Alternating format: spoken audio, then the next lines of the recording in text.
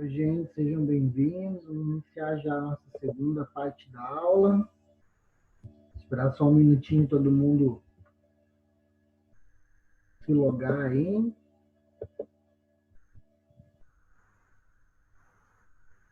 Tranquilo, gente? Matheus, tranquilo? Nossa, Ô, gente, qualquer dúvida, qualquer sugestão, qualquer contribuição, fiquem super à vontade aí para conversar, para compartilhar, tá bom? Pode me interromper e aí a gente vai construindo junto aí a aula. Então, dando continuidade ali aos fatores etiológicos, né, como eu falei anteriormente, aqueles pacientes que são mais sensíveis, né, a poeira, mofo, ácaro, pelo de animais, e principalmente, né, a asma ela tem um fator que são as emoções fortes, né? Então, às vezes o indivíduo ele sofreu, às vezes um trauma, ele muitas vezes ele discutiu, ele está sob uma forte demanda, né? Ele tem algum agente estressante, isso pode desencadear o broncoespasmo, né? Que a gente chama de asma emocional. Então a asma ela tem uma etiologia bem diversificada, né? O que é importante, né? O fisioterapeuta sempre tem em mente, né?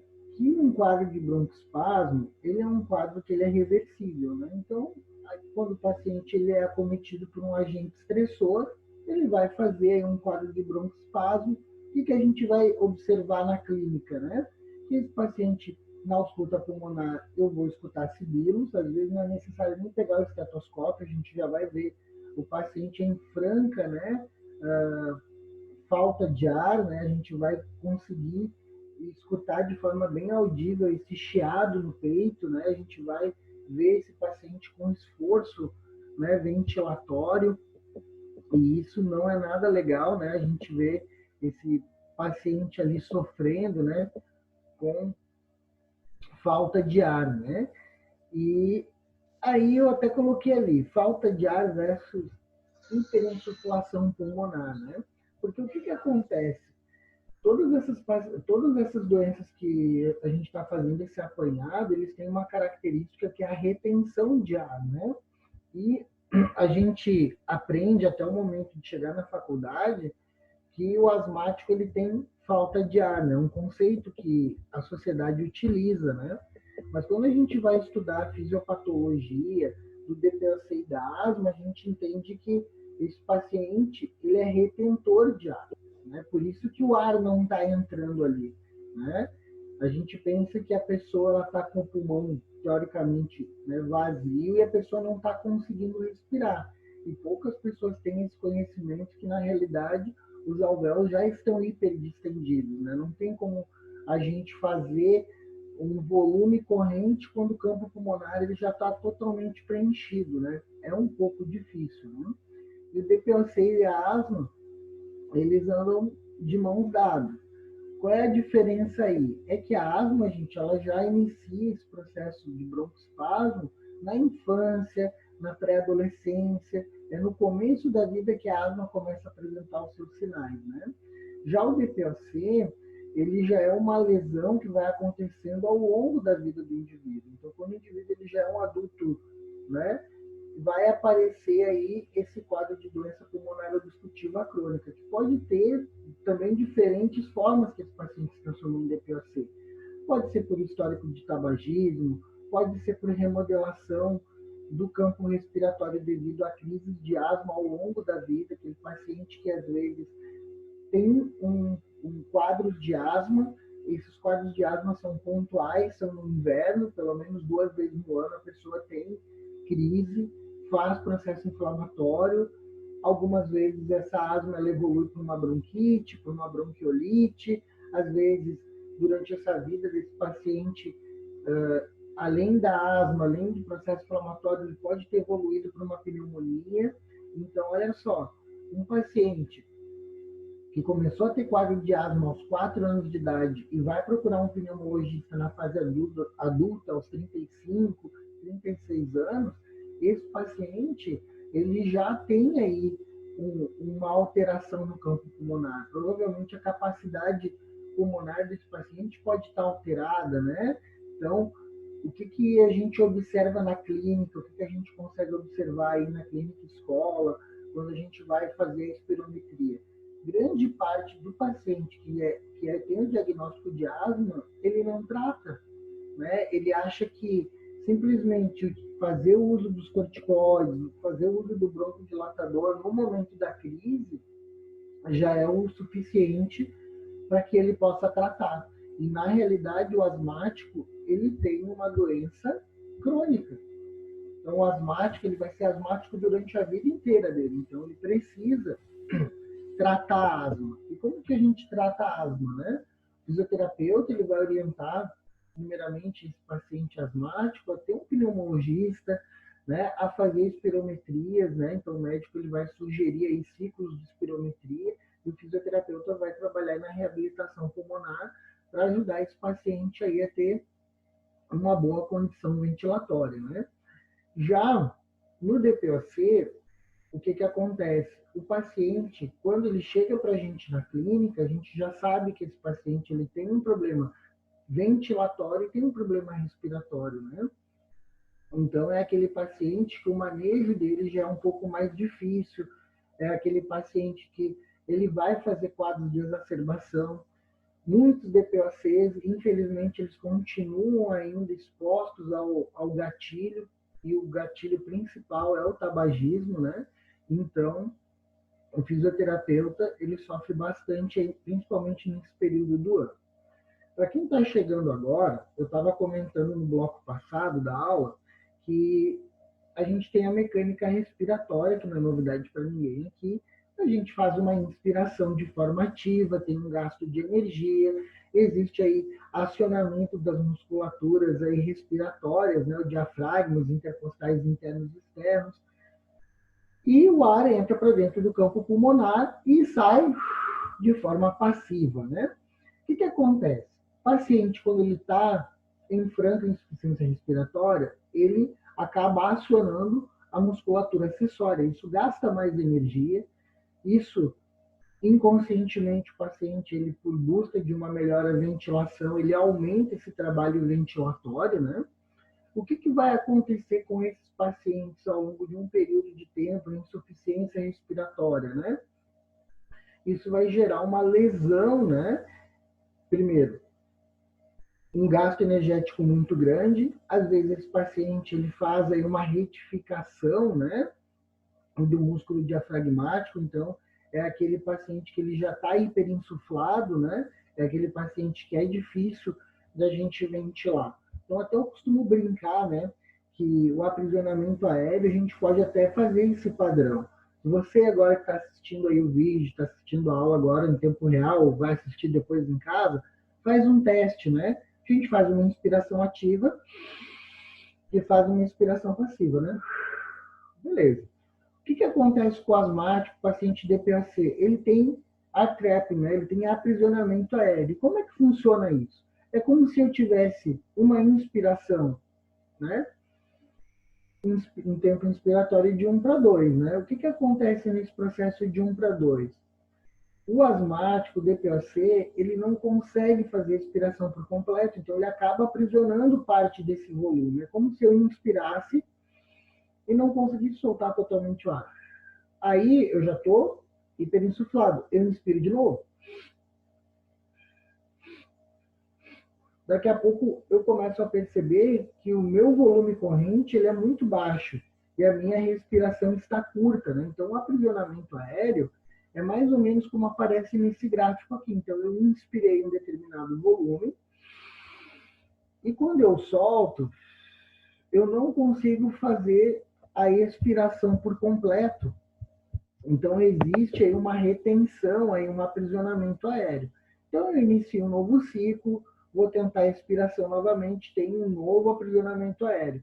Então eu estou fazendo o quê? Eu estou fazendo o que a gente chama de auto-PIP, né? E isso é muito ruim para o nosso paciente, né? Tá, prof, mas e o queco? Por que eu preciso saber disso? O que isso vai influenciar na minha vida, né? Porque quando o paciente ele chega na UTI ou ele está em insuficiência respiratória e a gente vai programar um dispositivo para ele, seja uma VNI ou aquele paciente que já chegou já quase parando, o médico já opta já por intubar ele ali no pronto atendimento, a gente liga aí o ventilador mecânico e a gente tem lá as curvas, né, de fluxo do tempo, né? Aí a gente começa a observar essas curvas ali de entrada e saída de ar, a gente percebe o seguinte, que a inspiração sempre vai aparecer positiva no gráfico para a gente, tá? Em verde ali. E a expiração ela aparece sempre negativa, né? O que, que vai acontecer? E quando que eu vejo que o paciente tem uma autopia? Um paciente normal, quando ele está fazendo essa expiração, no final da expiração, ele vai dar diretamente ali naquela linha que representa o marco zero. Paciente que faz aprisionamento aéreo, a gente consegue observar que existe ali, ó, um espaço, né? O paciente ele não consegue chegar ao final da expiração. E aí eu penso assim, meu, o cara tem alto PIP, ele está segurando o ar. Mesmo que até talvez eu não tenha naquele momento, eu vou usar uma VNI, talvez a VNI que eu vou usar uma VNI portátil não tenha um gráfico, eu já sei na aula de hoje que a fisiopatologia faz com que o paciente ele faça esse aprisionamento aéreo. Se ele está com dispneia, ele está com desconforto ventilatório, pode ter certeza que ele está fazendo aprisionamento aéreo. Então é isso que a gente tem que trabalhar, a gente tem que ajudar esse paciente a ventilar. Como? Aumentando esse tempo expiratório, né? Então, para quem está chegando agora, eu costumo sempre falar o seguinte: todo paciente que ele está descompensado, gente, ele vai apresentar esses três cards ali. Primeiro, esse paciente ele tem tosse ou ele tem piora da tosse. Normalmente, essa tosse ela já começa nesse momento a apresentar ela de forma produtiva. Então, essa produção, esse aumento de muco, vai mudar também a configuração desse muco, né? Ele já não é mais mucoide, ele já passa a ser muco purulento. Às vezes já existe um processo inflamatório ali. Às vezes é muco sanguinolento, às vezes tem ali algum agente etiológico ali, bactéria, vírus, um fungo, e já tem ali extravasamento ali, produção de líquido, produção de secreção, raios de sangue, já aquele paciente mais grave, né? E é o paciente que está em franca insuficiência respiratória. Ele tem dispneia, ele tem fome de ar, né? Então, normalmente, a causa da doença pulmonar obstrutiva crônica, esse paciente que está descompensado, ele vai ter um gatilho que é a infecção, ou de viéria superior ou de viéria inferior. Às vezes ele pode ter algum problema cardiopulmonar aí, escondido. Às vezes é aquele paciente que sabe que é asmático, que sabe que é DPOC, que sabe que tem o enfisema pulmonar e não trata, não adere ao tratamento, continua fumando. Então, é complicado. E é esse paciente que chega para a gente lá no pronto atendimento, ou que quem já está lá na UTI, esse paciente ele já é encaminhado diretamente para lá, é aquele paciente que vai ser internado, é o paciente que vai necessitar de uma pressão positiva. Então, a gente já sabe que quando eu uso esse conceito de pressão positiva, eu tenho duas formas de ventilar esse paciente. Ou com uma ventilação mecânica não invasiva, ou uma ventilação mecânica invasiva, né, gente? Então, quando que eu sei que o paciente DPOC ele é exacerbado? Existe aí três pontos muito importantes. Desses três pontos, o paciente apresenta dois desses três sintomas, você já pode classificar ele como um quadro grave, um quadro de exacerbação, né? É aquele paciente, como eu falei inicialmente, que tem uma secreção purulenta, então existe uma tosse produtiva ali e existe a produção, o aumento desse volume. Você percebe que não é algo que é pontual, né? Esse paciente ele faz quadros de tosse, tosse produtiva em grande ou médio volume, né?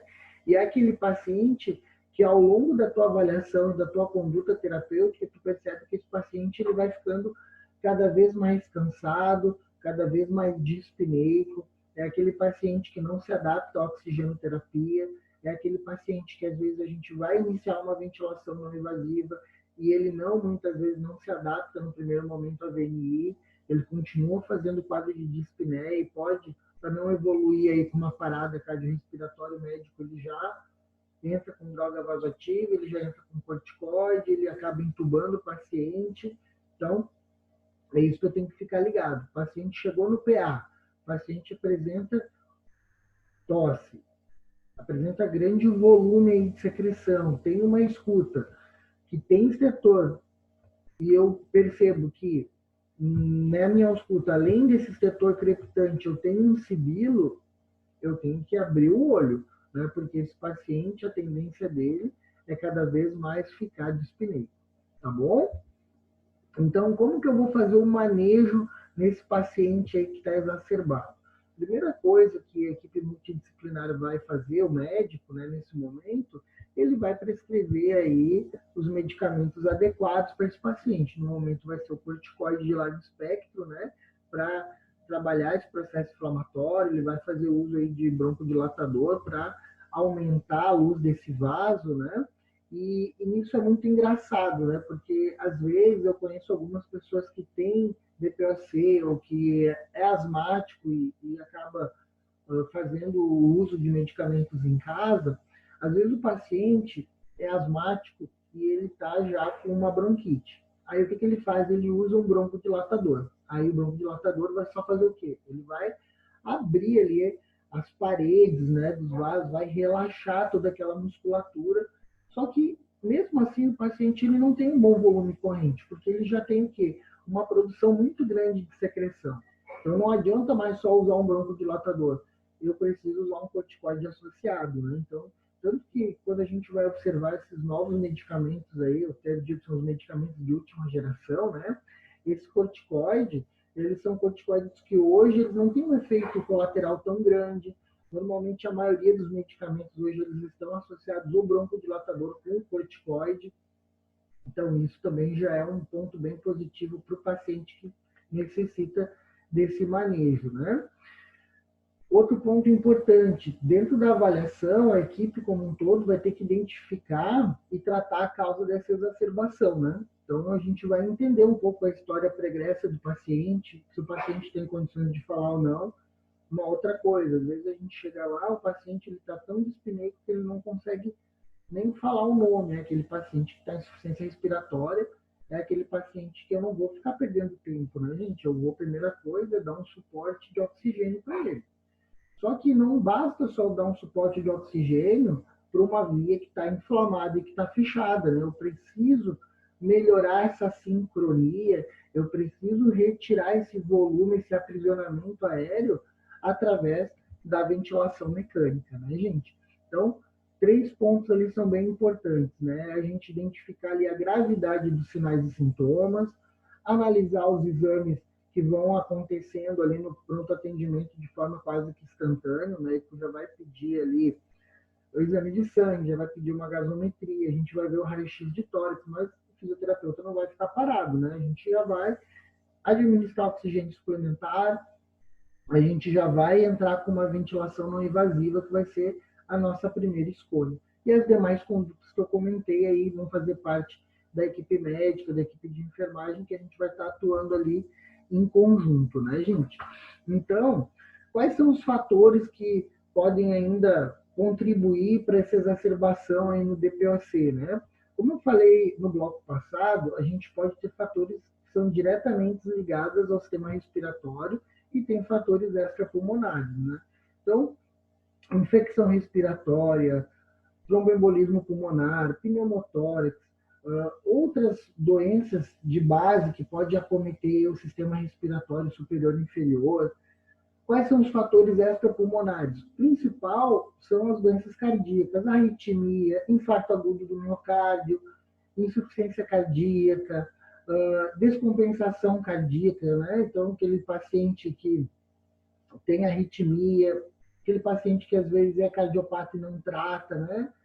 Pacientes que às vezes fazem uso de medicações ou drogas que deprimem o centro respiratório, aqueles pacientes que têm dificuldade para dormir e aí às vezes tomam medicamento para relaxar e aí esse relaxamento ele não passa a ser um relaxamento, né? Passa a fazer o que? Uma apneia.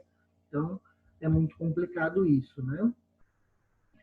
Para quem está chegando agora, deve estar se perguntando assim, tá, beleza, eu sei que eu tenho pacientes obstrutivos, são pacientes asmáticos, são pacientes enfisematosos, são pacientes DPOC.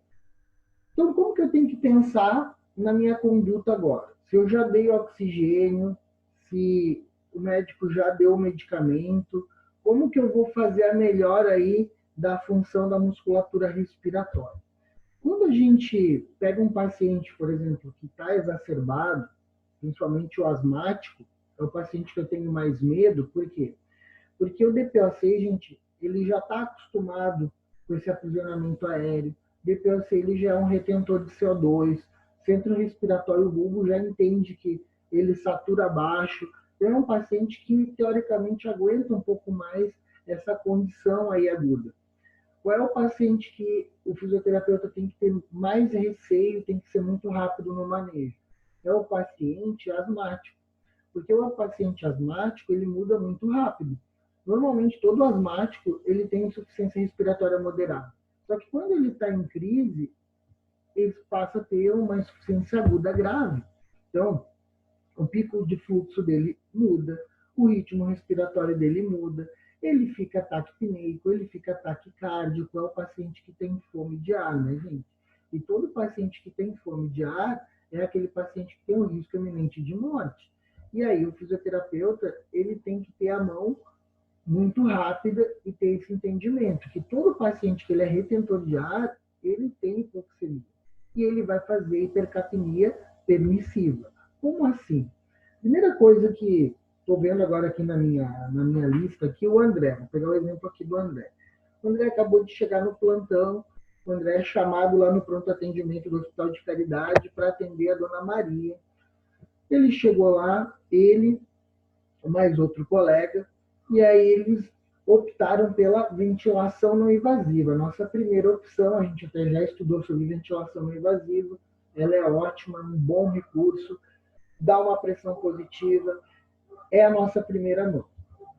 Quando esse paciente ele é DPOC ou é asmático, às vezes esse paciente ele pode chegar com rebaixamento do nível de consciência, tá?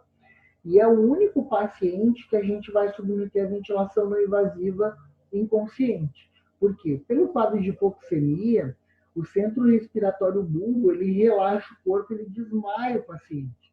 Né? Então, ele está ali dormindo, não é porque ele está cansado e nem porque ele vai morrer.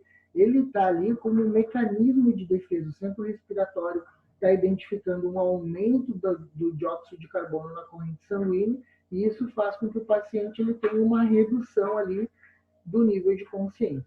Aí o André, que já é sapo, já está super ligado na aula, foi ali, instituiu a VNI.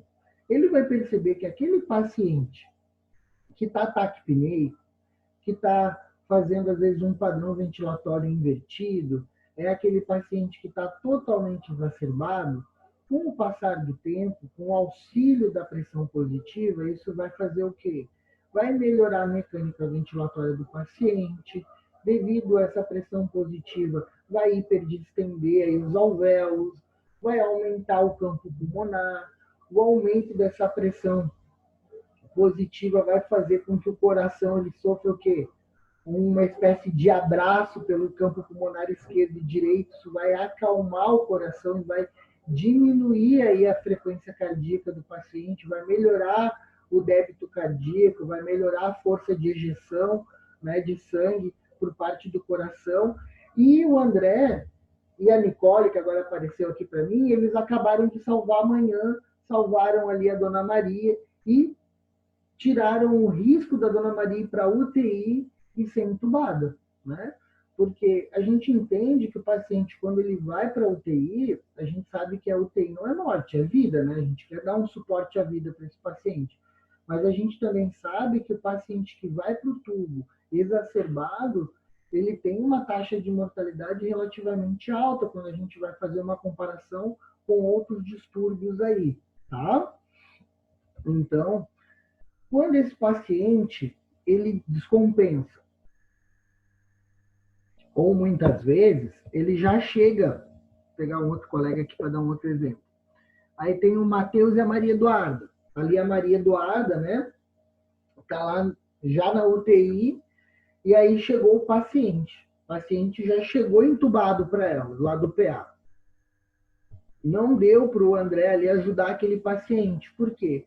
Porque é aquele paciente que já tem a falência respiratória, aquele paciente que já está taquipneico, aquele paciente que tem insuficiência respiratória aguda, aquele paciente que, quando chegou lá para o André, tinha uma ventilação ali invertida, né? Um padrão ventilatório paradoxal, aquele paciente com esforço ventilatório. Então, aquele paciente que a VNI não foi suficiente para ele, né? E aí a equipe multidisciplinar, o médico intensivista ali, o médico que está ali no pronto atendimento, é um médico que ele tem conhecimento de causa, ele já vai entrar ali com uma droga vasoativa, ele já vai entrar com corticoide, é aquele paciente que vai precisar aí de uma ventilação mecânica invasiva. Então, só para relembrar um conceito que tem que ficar bem vivo para a gente, que o paciente, quando ele é submetido à ventilação mecânica invasiva, é o paciente que ele vai ser sedado, né, gente?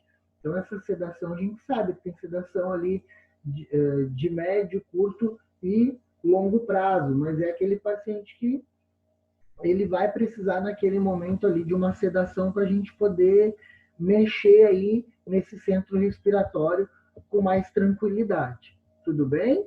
Deixa eu passar agora aqui para o próximo slide. Então, olha só.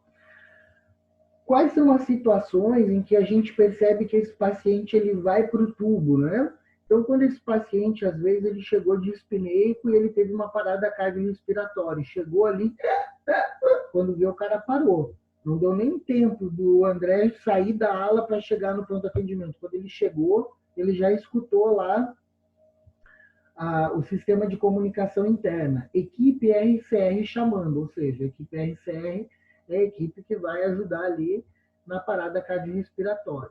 Quando o paciente ele tem também uma depressão do nível de consciência, a gente já sabe que é o paciente que todos nós podemos já entrar com uma ventilação ali positiva, principalmente a VNI, porque o cara que está em insuficiência respiratória aguda é o paciente que vai chegar lá dormindo.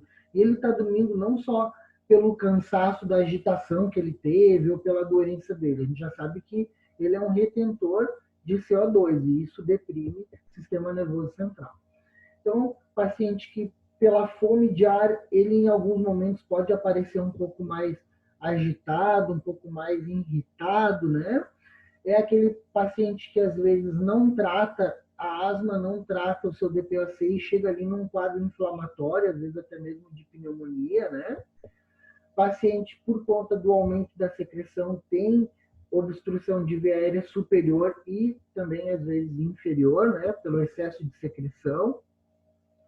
É um paciente que, às vezes, pode ter reflexo de tosse comprometido, são aqueles pacientes que, às vezes, pode ter alguma associação neurológica ou que faz uso de algum medicamento que deprime o sistema nervoso central, né?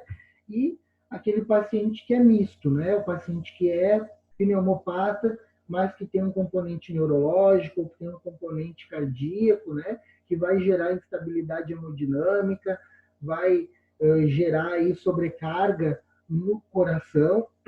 Então, é aquele paciente que provavelmente vai entrar em parada cardiorrespiratória, né? E aí, para quem está chegando agora, pense, e agora, o que, que eu faço? Né? O objetivo terapêutico é a nossa ventilação invasiva. Então, o que, que a gente quer fazer com essa ventilação mecânica invasiva? A gente quer deixar o paciente se recuperar. Então, todo aquele trabalho muscular que ele teve ativo para ventilar, quando ele é submetido à ventilação mecânica, o ventilador mecânico ele passa a dar esse suporte e associado a isso, esse paciente ele está curalizado, é o paciente que está usando droga vasoativa, é o paciente que está sedado, né? É o paciente que já está sendo tratado ali a causa da inflamação com corticoide. Então, é o paciente que vai se beneficiar da ventilação mecânica invasiva. Com isso, a ventilação mecânica invasiva, o fisioterapeuta ele tem que pensar que esse paciente, por ser um retentor de ar, eu tenho que tentar melhorar essa relação que fisiologicamente a gente sabe que é de 1 para 2, a gente vai dar aí uma relação maior, de 1 para 3, 1 para 4, 1 para 5, até 1 para 8 a literatura traz.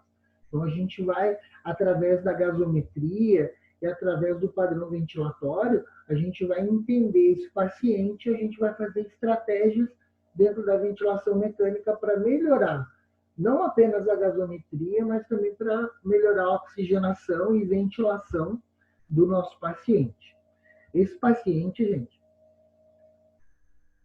através da ausculta pulmonar e também através da monitorização que a gente vê na ventilação mecânica, a gente consegue observar que muitas vezes esse paciente ele apresenta aumento na produção de secreção.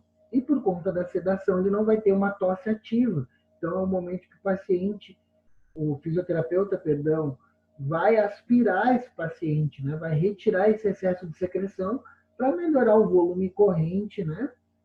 E isso vai ajudar aí na melhora do paciente como um todo, né? Então, deixa eu passar aqui. Então, aqui a gente tem um segundo paciente, né? Paciente em ventilação mecânica invasiva. Então, vou pegar aqui a Juliana, que eu estou vendo aqui na minha telinha. Juliana está lá no livro da Juliana. Juliana está avaliando o paciente, acabou de aspirar o paciente. Ela hiperinsuflou ali o cuffing, né? Pressurizou o cuffing. Agora ela está fazendo um ajuste ali. Quando a Juliana está fazendo as condutas ventilatórias, ela vai pensar sempre o seguinte: bom, quando eu estou implementando ali uma ventilação mecânica para o paciente, a primeira coisa que eu quero, né, é fazer com que esse paciente ele respire e ventile melhor. Isso é a primeira coisa. No momento que o paciente está sendo submetido à ventilação mecânica, a gente está revertendo o quadro de fadiga, né, de estresse muscular que ele tinha, porque o ventilador mecânico, inicialmente, ele está no modo controlado, né, gente? Porque eu tenho que lembrar, eu boto em modo controlado quando o paciente ele faz uso de droga vasoativa, ele faz uso de sedação, é aquele paciente que não tem centro respiratório, ele não tem drive. Aí o fisioterapeuta vai optar sempre por um modo controlado. Quando o paciente ele vai ficando mais calmo, o paciente ele tem sincronia com a ventilação mecânica, é aquele paciente que está apresentando ali sinais de melhora, o que vai acontecer? O despertar do paciente. Então o médico ele vai reduzindo a sedação, vai reduzindo a analgesia, e aí o fisioterapeuta ele tem um trabalho muito importante, porque nesse momento o paciente ele precisa de um desmame. Esses pacientes DPOC, principalmente o asmático, ele vai utilizar a VMI de 24 a 72 horas. E a gente vai fazer um desmame meio que precoce dele. A gente quer corrigir aquilo ali, é algo que é muito pontual no asmático. O DPOC, às vezes, vai ficar mais tempo, né? Mas no asmático esse processo é um pouco mais rápido. Então, o fisioterapeuta de plantão ele tem que estar muito ligado nisso, né? Então, prestar bastante atenção na questão da sedação, da analgesia, porque isso vai influenciar diretamente no manejo, né, no modo ventilatório que você vai escolher. Então, o fisioterapeuta ele vai sair do modo controlado para o modo assisto controlado quando existe a redução ali da sedação, existe uma redução aí da analgesia, e aí a gente vai ver como que o paciente vai se comportar. Se ele vai continuar taquipneico, taquicárdico, ou se esse paciente ele já tem uma sincronia com a ventilação, ele já está respondendo aos medicamentos, né? Então, isso tudo a gente vai estar avaliando. Então, para quem está se perguntando assim, meu Deus, isso tudo eu já sei, eu quero saber agora. Semestre que vem eu estou indo para o meu estágio obrigatório, e quando eu tenho um paciente obstrutivo, como que eu vou ajustar o meu ventilador mecânico? É a parte mais importante da aula. Essa aula já está lá no sistema para vocês, tá? Então, primeira coisa, eu vou ter calma, né? Paciente que tem fome de ar, ele já está com falta de ar, ele já está numa situação muito ruim. Então, o fisioterapeuta, a primeira coisa que tem que fazer é ter calma. Então, quando eu olho para um ventilador mecânico, o ventilador mecânico ele me possibilita dois modos ventilatórios. Ele vai me dar pressão positiva. Só que o ventilador mecânico eu posso transformar ele numa VNI, tá? Eu tenho um modo que é VNI dentro da ventilação mecânica. Aí o layout dessa tela ele fica todo laranja. e quando é uma ventilação mecânica invasiva, o layout da tela ele é todo azulado, tá bom? Mas ambos vão apresentar ali as curvas, né, de fluxo, de tempo, né, igual. Eles vão ter basicamente os mesmos parâmetros ali de acesso rápido, né, e eu vou poder fazer esse manejo da mesma forma. Então, toda vez que eu vou fazer, né, instituir uma ventilação mecânica invasiva, a primeira coisa que eu tenho que pensar, eu posso utilizar qual modo ventilatório é melhor.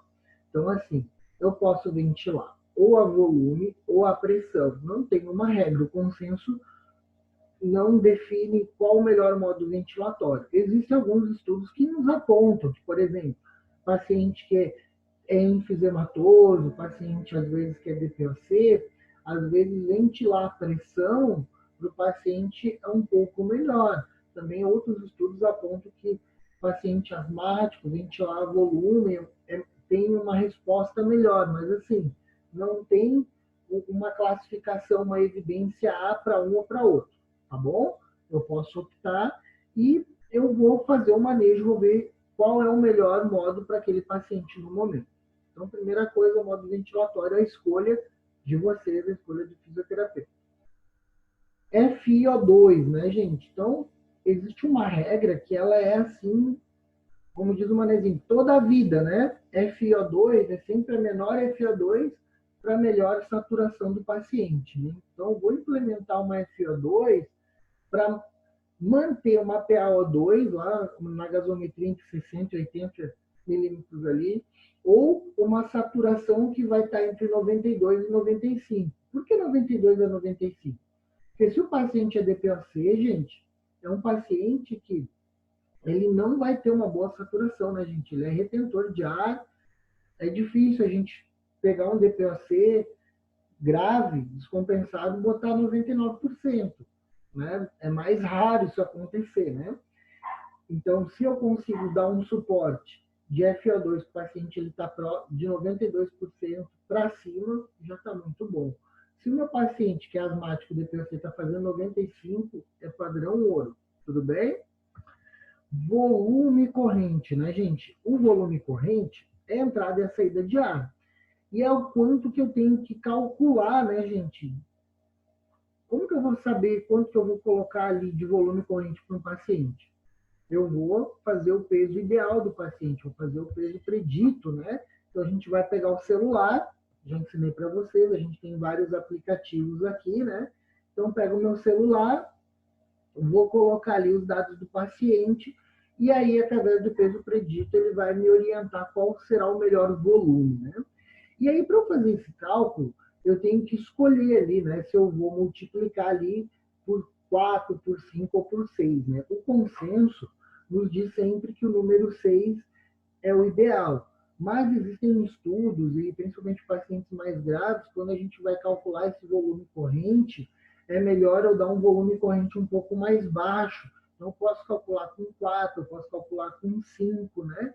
Esse peso predito, para a gente poder dar um volume mais adequado, né? Porque o que acontece? Eu tenho que tomar cuidado para não gerar um volume também assim muito alto, para não gerar um aumento da pressão, e aí eu vou deixar esse paciente com mais heart trapping, né? Vou deixar esse paciente mais dispneico. Então também tem que tomar cuidado com isso, né, gente? Frequência respiratória. Quando a gente começa a pesquisar, tem livros que falam de 10 a 12, tem livros que falam de 8 a 10, de 8 a 12. Então, eu botei aqui de 8 a 14. Eu fiz um apanhado de tudo que eu busquei. E aí, a frequência respiratória, o que é importante eu pensar? Se a minha frequência respiratória ela é um pouco mais baixa, gente, o que vai acontecer? Ó, só um minutinho. Falta um minutinho para terminar esse segundo bloco, a gente está indo para o terceiro bloco, tá, gente? Quando cair